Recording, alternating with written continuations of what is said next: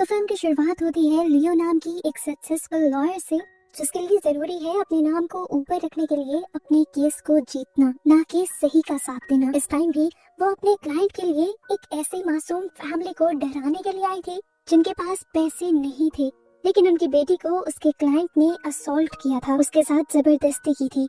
वो जानती भी थी कि ये सब गलत है, लेकिन वो फिर भी अपने क्लाइंट का साथ देती है और इस फैमिली को इतना ज्यादा डरा देती है, ये कहते हुए कि अगर आप लोगों ने उस फैमिली पर केस कर भी दिया तो आप लोगों के पास कोई सबूत नहीं है, केस उल्टा आप लोगों पर ही चल जाएगा और आप लोग उसे कभी जीत नहीं पाएंगे और खुद फंस जाएंगे। ये सब सुनने के बाद वो फैमिली डरकर पीछे हट जाती है और अपना मिशन पूरा होने के बाद लियो यहाँ से चली जाती है। लियो बहुत खुश थी, अदालत से बाहर ही उसने केस जीत लिया था, लेकिन यहाँ उसकी फ्रेंड उसे समझाती है कि लियो ये सब तुमने अच्छा नहीं किया, तुम जानती हो कि वो लड़का कसूरवार है और तुम्हारे पास सबूत भी है, इस तरह गलत का साथ देना ठीक नहीं। और लियो कहती है पैसे के लिए सब ठीक है। फिलहाल उसे अपनी हायर स्टडीज के लिए जर्मनी जाना था, वो उसकी तैयारी कर रही थी। जाने से पहले लियो अपनी मॉम की ग्रेवयार्ड पर आकर उससे मिलती है, उनसे कुछ बातें करती है और फिर यहाँ से निकल जाती है। पर रास्ते में ही टकरा जाती है एक बहुत बड़े ट्रक से और उसका बुरा एक्सीडेंट हो जाता है और इसी एक्सीडेंट के साथ ये सीन कट हो जाता है और अगले सीन में हम लियो को एक ऑफिस में बैठा हुआ देखते हैं। वो इस जगह को पहचान नहीं पा रही थी, उसके पास एक वेटिंग नंबर भी था, वो इसका मतलब नहीं समझ पाई तो उठकर एक काउंटर पे गई और उसने काउंटर से पूछा कि मैं कहाँ पर हूँ। तो उसे एक शॉकिंग बात ये पता चली कि वो आफ्टर लाइफ के ऑफिस ऑफ फेथ में थी, यानी वो मरने के बाद यहाँ पर आई थी। और ये सुनकर वो बहुत ज्यादा शॉक हो जाती है, लियो परेशान हो जाती है। उस एक्सीडेंट के बारे में तो याद था, लेकिन वो इतना बुरा एक्सीडेंट तो नहीं था कि वो मर जाती। इसी परेशानी में उसे एक लड़की बुलाकर एक ऑफिस के अंदर ले जाती है और उसे आफ्टर लाइफ का एडमिनिस्ट्रेटर मिलता है। काफी घबराया हुआ सा था वो ऑफिसर। वो लियो को बताता है कि हमसे एक बहुत बड़ी गलती हो गई है, हमें किसी दूसरी लियो को लेकर आना था और हम लोग तुम्हें ले आए। तुम्हारी लाइफ तो बहुत लंबी है, तुम फिक्र ना करो, तुम्हें तुम्हारी लाइफ वापस मिल जाएगी, लेकिन इसमें लगभग 6-7 दिन लग जाएंगे और 6-7 दिन तक भी हम तुम्हें यहाँ नहीं रख सकते, क्योंकि अगर हमारे सीनियर्स को पता चल गया तो हमारे लिए बहुत बड़ा मसला हो सकता है। प्लीज तुम्हें हमारे साथ कोऑपरेट करना पड़ेगा। हम तुम्हें 7 दिन के लिए उस बॉडी में भेज देंगे जिस लियो को असल में हमने मारना था। तुम्हारे पास तुम्हारी मेमोरीज रहेंगी, सब कुछ वैसा ही रहेगा और 7 दिन के बाद सब कुछ नॉर्मल हो जाएगा। लियो भी बेचारी क्या करती, और कोई सोल्यूशन तो था नहीं, बात उसे माननी पड़ती है। जिसके बाद सीन कट होता है और अब जब लियो की आंख खुलती है तो वो एक लड़के के साथ बैठी हुई थी। घबरा कर वो उठ जाती है, तब उसे पता चलता है कि ये तो उसका हस्बैंड है। यानी इस टाइम वो जिस औरत की बॉडी के अंदर आई हुई थी उस औरत का हस्बैंड था ये। वो एक मिडिल क्लास हाउसवाइफ की बॉडी के अंदर आ गई थी।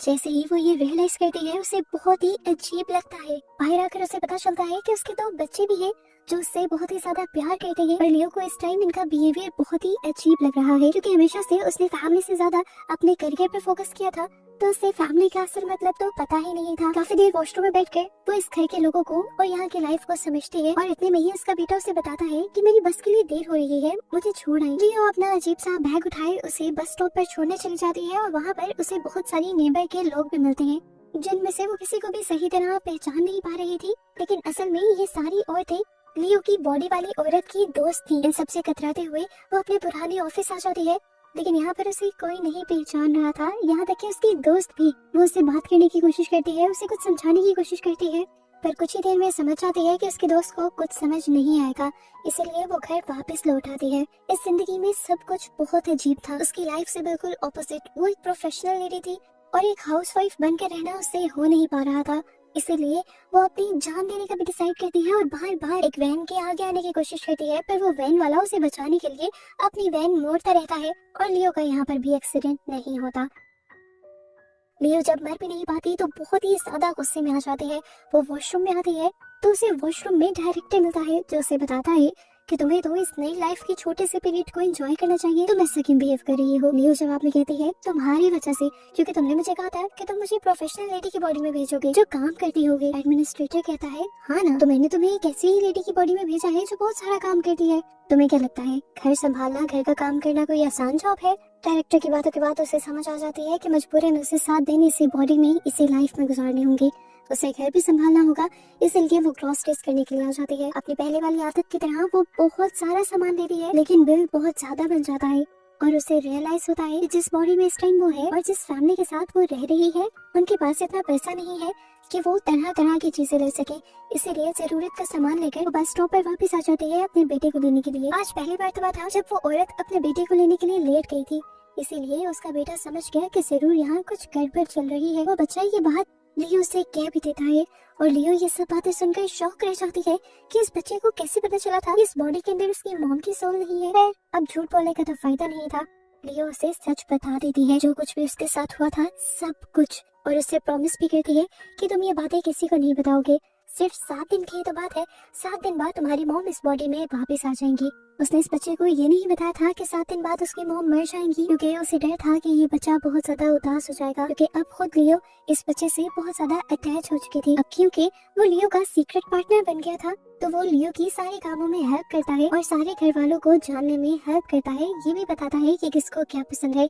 लियो बहुत एफर्ट करके डिनर बनाती है, लेकिन ये डिनर किसी को भी पसंद नहीं आता और लियो को गुस्सा आ जाता है। उसने इतनी मेहनत जिंदगी में पहली बार की थी और ये लोग खाना नहीं खा रहे थे। डांट कर वो सबको खाना खिलाती है और यहाँ पर उसके हस्बैंड और बेटी को भी लगने लग जाता है कि जरूर कुछ तो गड़बड़ है, लेकिन खैर वो चुपचाप खाना खा लेते हैं।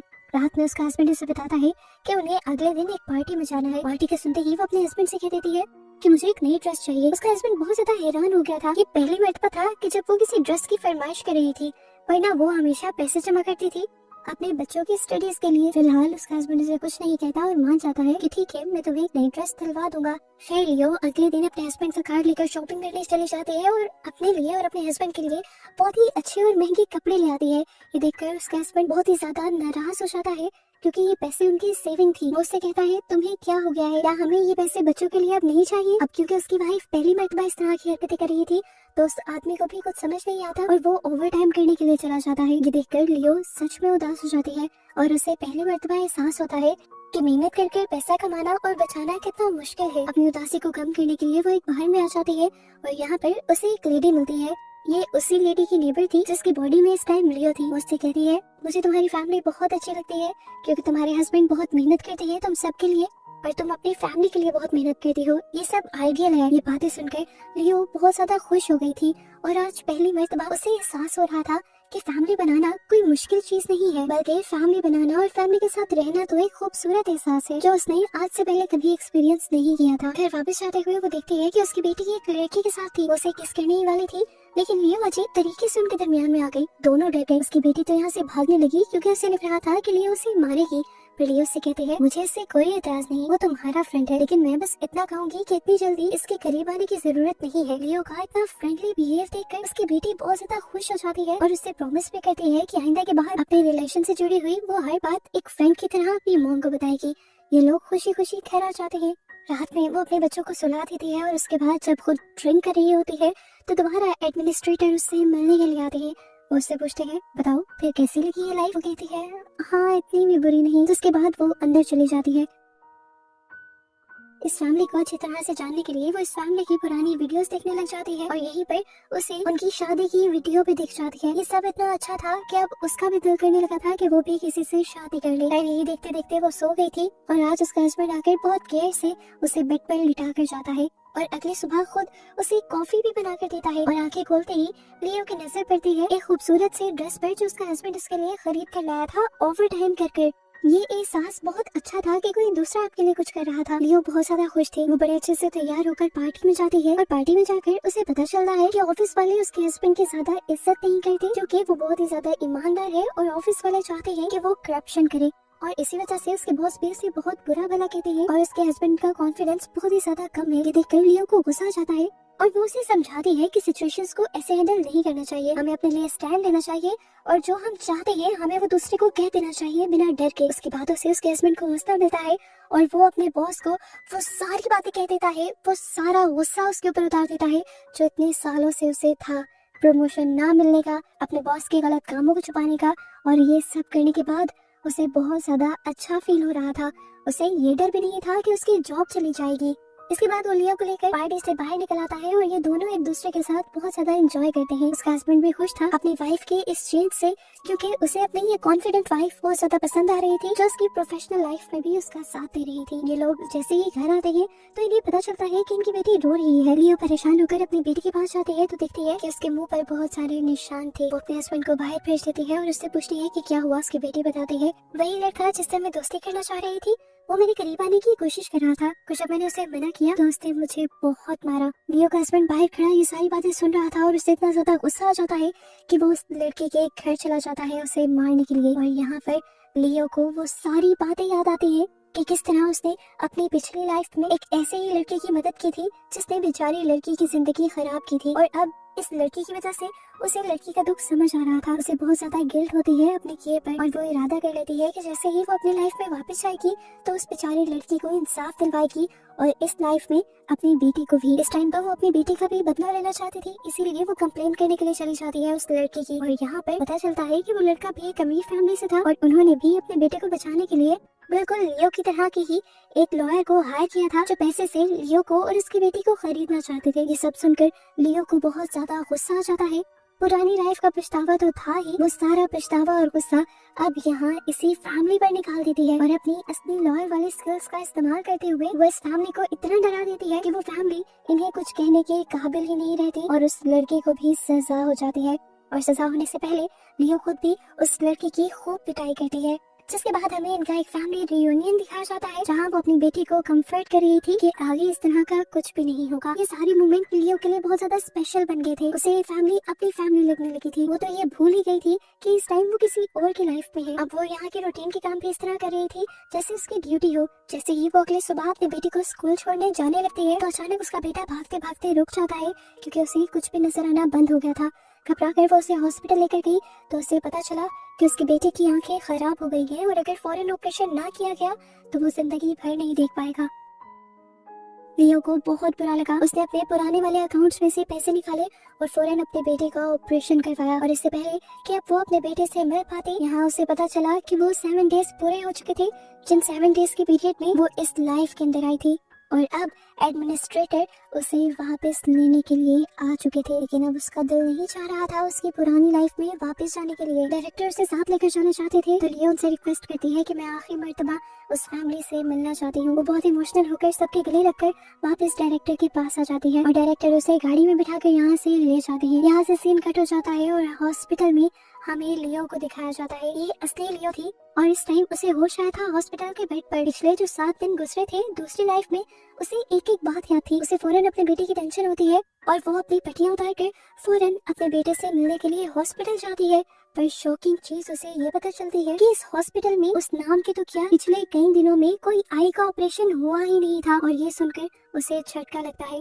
वो घबरा कर उसी पुराने घर में जाती है तो पता चलता है कि इस घर में भी कोई और फैमिली रहती थी। यहाँ पर उसे समझ आती है कि जो लाइफ उसने गुजारी थी वो असल नहीं थी। वो 7 दिन जो उसे लग रहा है कि उसने दूसरी लाइफ में गुजारे, असल में उन 7 दिनों में वो कोमा के अंदर थी। उसे समझ आ गई थी कि जो कुछ उसने देखा था वो सिर्फ उसके ख्याल थे, लेकिन इन ख्यालों ने उसकी लाइफ में बहुत अच्छा चेंज दे दिया था। पहले जो वो सिर्फ पैसे के लिए केसेस लड़ती थी, अब उसने अच्छाई के लिए केस लड़ना शुरू कर दिए थे। और ऑफिस वापस आते ही उसने अपने क्लिक से सबसे पहले उसी केस को ओपन करने को कहा था जिसमें उसने एक मासूम लड़की को नहीं बचाया था।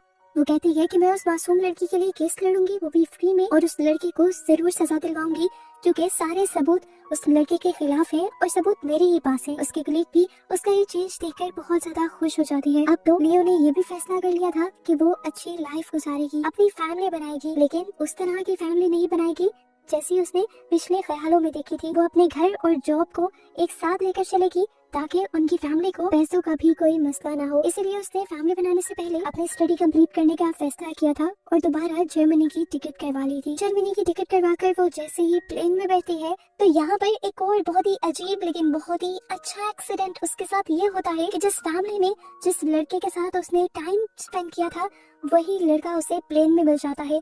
प्लेन में उसे देखकर वो बहुत ज्यादा शॉक थी। एक और शॉक कर देने वाली बात तो ये थी कि वो लड़का भी लियो को जानता था और उसे पसंद भी करता था। वो लियो को बताता है कि मैं तुम्हारा पुराना क्लास फेलो था। लियो को ये सुनकर बहुत ही ज्यादा अच्छा लगता है। वो लड़का अपने बारे में बताता है कि पहले वो एक बिजनेसमैन था लेकिन अब वो एक नॉर्मल सी जॉब करता है। परियों को उसकी जॉब से कोई फर्क नहीं पड़ता था। वो जान गई थी कि ये लड़का उसका लाइफ पार्टनर बनने वाला है, क्योंकि उसे ये सब समझ आ गई थी कि जो चीजें उसने अपने पिछले 7 दिनों में देखी थी वो उसके फ्यूचर की एक झलक थी। उसे बस ये समझाने के लिए थी कि लाइफ में फैमिली की इम्पोर्टेंस भी उतनी ही है जितनी करियर की। और इस खूबसूरत से एक्सीडेंट्स के बाद उसने यही फैसला किया था कि वो अच्छे करियर के साथ साथ एक अच्छी फैमिली भी बनाएगी और अपनी फैमिली को भी अच्छी लाइफ देगी। और ऐसे ही उसे दिखाते हुए ये मूवी यहाँ खत्म हो जाती है।